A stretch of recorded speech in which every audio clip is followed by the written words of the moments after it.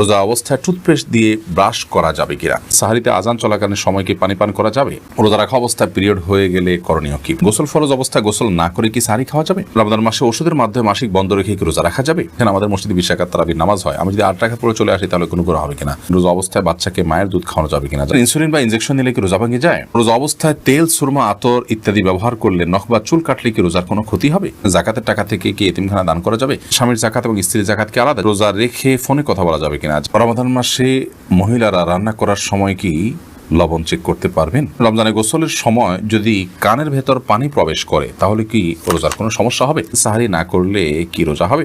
একাধিক মসজিদে তারাবি নামাজ পড়লে কি কোনো সমস্যা হবে কিনা? এমনি শাহরিয়ার ইসলাম লিখেছেন, রমজানে গোসলের সময় যদি কানের ভেতর পানি প্রবেশ করে তাহলে কি রোজার কোনো সমস্যা হবে? সামান্য পানি যদি কানের ভিতর যায় এবং সেটা যদি আপনি ঝেড়ে ফেলে দিতে পারেন, শেষ যদি আপনার থাকে তাহলে ইনশাআল্লাহ রোজা হয়ে যাবে, রোজার ক্ষতি হবে না। শান্তনা এভাবে লিখেছেন, স্বামীর জাকাত এবং স্ত্রীর জাকাত কি আলাদা? জি, প্রত্যেকের জাকাত হিসাব আলাদা। আলী কদর লিখেছেন, রোজা রেখে ফোনে কথা বলা যাবে কিনা? যাবে। খুব অতিরিক্ত কথা, অপ্রয়োজনীয় কথা বলা রোজার সাথে যায় না, কিন্তু প্রয়োজনীয় কথা তো বলতেই পারেন। এর পরের প্রশ্ন হলো, রোজা অবস্থায় তেল, সুরমা, আতর ইত্যাদি ব্যবহার করলে নখ বা চুল কাটলে কি রোজার কোনো ক্ষতি হবে? রমাদান মাসে রোজা অবস্থায় তেল, সুরমা, আতর এগুলো ব্যবহার করলে রোজার কোনো ক্ষতি হবে না। ঠিক একইভাবে চুল, নখ ইত্যাদি কাটলেও সিয়ামের কোনো ক্ষতি হবে না, কারণ এগুলোর কোনোটাই খাদ্য কিংবা খাদ্যের সাথে সাদৃশ্যপূর্ণ কোনো বিষয় নয়। যদি আপনি রোজা রেখে খাদ্য গ্রহণ করেন, পানীয় গ্রহণ করেন, কিংবা খাদ্য বা পানীয়ের কাজ দেয় বা এটার সাথে সাদৃশ্য হয় এরকম কোনো কিছু আপনি করেন, তাহলে সেক্ষেত্রে সেটি সিয়াম ভঙ্গের কারণ হবে।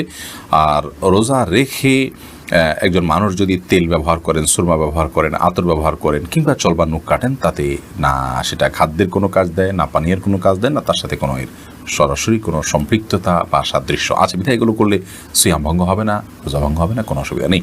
শাহাবুদ্দিন শিকদার আপনি লিখেছেন, সাহারি না করলে কি রোজা হবে? সাহারি যদি আপনি না করেন তাতে রোজা হয়ে যাবে, আমি শুরুতে বলেছি।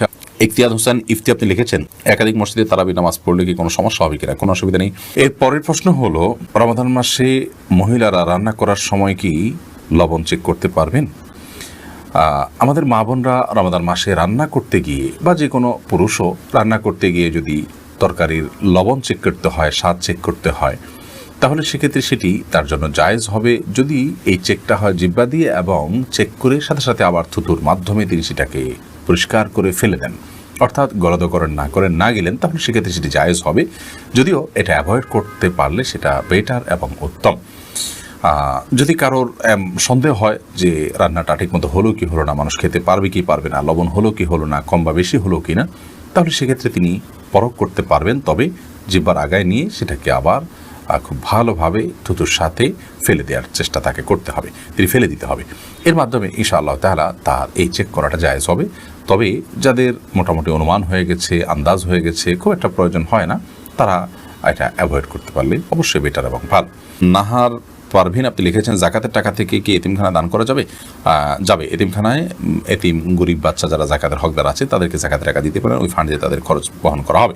আজিদুর রহমান আপনি লিখেছেন, ইনসুলিন বা ইনজেকশন নিলে কি রোজা ভেঙে যায়?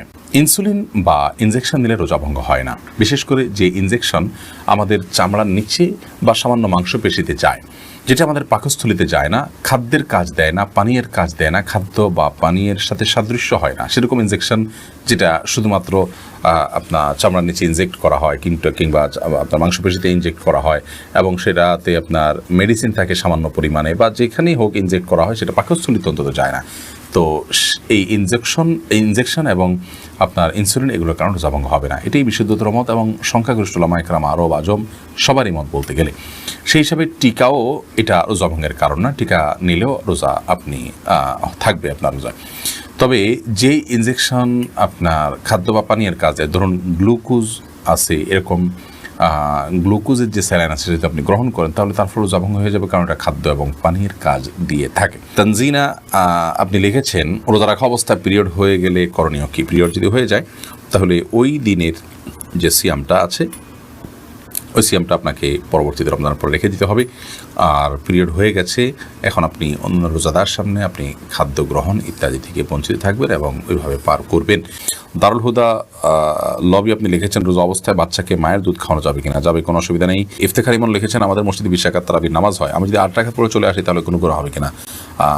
গুনাহ হবে না, কিন্তু নবী করিম সাল্লাল্লাহু আলাইহি ওয়াসাল্লাম বলেছেন, মান কামা মাআল ইমাম হাত্তা ইয়ানসিরিফা, যে ব্যক্তি ইমামের সঙ্গে নামাজ পড়ে এবং ইমাম যাওয়া পর্যন্ত অপেক্ষা করে, কুতিবা লাহু কিয়ামুল লাইল, তার জন্য রাত জেগে ইবাদতের সওয়াব লেখা হয়। তিরমিজি হাদিসটি বর্ণিত হয়েছে। যার কারণে আপনি এই সওয়াব থেকে বঞ্চিত হবেন, বিশাল বড় সওয়াব থেকে বঞ্চিত হবেন। এজন্য আপনাকে পুরো নামাজ শেষ করে আসা উচিত। 8 রাকাত পড়ে যদি আপনি চলে আসেন, এই সওয়াবটা আপনার হবে না। সাকিব হাসান আপনি লিখেছেন, গোসল ফরজ অবস্থায় গোসল না করে কি সাহরি খাওয়া যাবে? যদি কারোর গোসল ফরজ হয়, তাহলে গোসল ফরজ অবস্থায় যদি আপনি সাহরি খেয়ে নেন এই কারণে যে এখন গোসল করতে গেলে সাহরি খাওয়ার সময় আর থাকবে না, অথবা যে কারণেই হোক না কেন যে আমি পরে গোসল করব, তাহলে তার ফলেও সিয়াম হয়ে যাবে, কোনো অসুবিধা নেই। তবে অবশ্যই ফজরের সালাত আদায়ের প্রয়োজনে ফজরের সালাতের আগে আপনাকে ফরজ গোসল করতে হবে। কিন্তু গোসল ফরজ হওয়া অবস্থায় অর্থাৎ শরীর অপবিত্র অবস্থায় যদি কেউ খাদ্য গ্রহণ করেন এবং সাহরি খেয়ে ফেলেন বা রোজার নিয়ত করেন, তাতেও রোজা হয়ে যাবে, সাহরি হয়ে যাবে, কোনো অসুবিধা নেই। যদিও গোসল করে তারপরে খেতে পারলে সেটা উত্তম, তা বলাই বাহুল্য। সোলাইমান মাহমুদ আপনি লিখেছেন, সাহরিতে আজান চলাকালীন সময় কি পানি পান করা যাবে? জি না। আজান শুরু হওয়া মানে ফজর ওয়াক্তে শুরু হওয়া, তারপর আপনি খেতে পারবেন না। যদি আজানটা হয় আপনার তাহাজ্জুদের আজান, তাহলে সেক্ষেত্রে খেতে পারেন। শামসুন নাহার স্মৃতি আপনি লিখেছেন, রোজা অবস্থায় টুথপেস্ট দিয়ে ব্রাশ করা যাবে কিনা? টুথপেস্ট বা মাজন ইত্যাদি দিয়ে, পাউডার ইত্যাদি দিয়ে দাঁত ব্রাশ করা যাবে কিনা, এ বিষয়ে আমাদের দেশের ওলামায়ে কেরাম বলে থাকেন এটি মাকরুহ এবং অপছন্দনীয়। রোজা হয়ে যাবে, কিন্তু একান্ত প্রয়োজন ছাড়া আপনি এটি মুখে ব্যবহার করার ফলে আপনার থুতুর সাথে অপ্রয়োজনে কিছু জিনিস আপনার পেটে যাচ্ছে, সেটা পরিমাণে কম হলেও।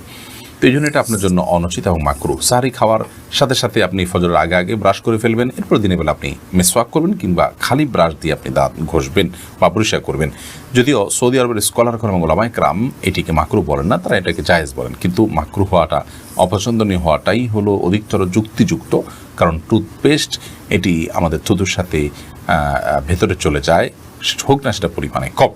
তো এটিতে একান্ত প্রয়োজন নাই, যার কারণে আপনি সাহরির আগে আপনি টুথপেস্ট দিয়ে ব্রাশ করেন, পরবর্তীতে খালি ব্রাশ কিংবা মেসওয়াকের অভ্যাস গড়ে তোলেন। যে দিনের বেলা আপনি খাদ্য গ্রহণ করছেন না বিধায় এটা নিয়ে খুব বেশি পেরেশান থাকারও কোনো কারণ নেই। আয়েশা ইসলাম আপনি লিখেছেন, রমজান মাসে ওষুধের মাধ্যমে মাসিক বন্ধ রেখে কি রোজা রাখা যাবে? এটা অনেক বোনের জিজ্ঞাসা। রমাদান মাসে মাসিক বন্ধ করার জন্য ঔষধ সেবন করে যদি কেউ রোজা রাখেন, তাহলে সেক্ষেত্রে সেটি তার জন্য জায়েজ হবে। শর্ত হলো সে ওষুধের মাধ্যমে কোনো বড় ধরনের তার শারীরিক ক্ষতির মুখোমুখি হওয়া বা কোনো প্রকার সাইড এফেক্টের আশঙ্কা না থাকতে হবে। যদি ওষুধ সেবন করার মাধ্যমে বড় কোনো ক্ষতি না হয়, তাহলে সেক্ষেত্রে এটি গ্রহণ করে আপনি মাসিক বন্ধ রেখে সিয়াম পালন করতে পারবেন, কোনো অসুবিধা নেই।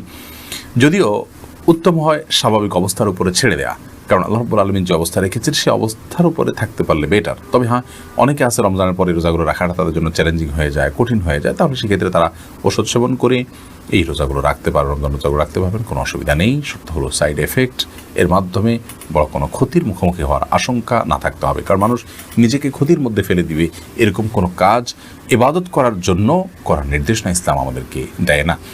আল্লাহ রাব্বুল আলামিন মাসিকের কারণে আপনাকে রোজা রাখার তৌফিক দেননি, কিন্তু আপনার মধ্যে আক্ষেপ আছে, আপনার মধ্যে আগ্রহ আছে যে আমি যদি মাসিক না হতো তাহলে রোজা রাখতাম।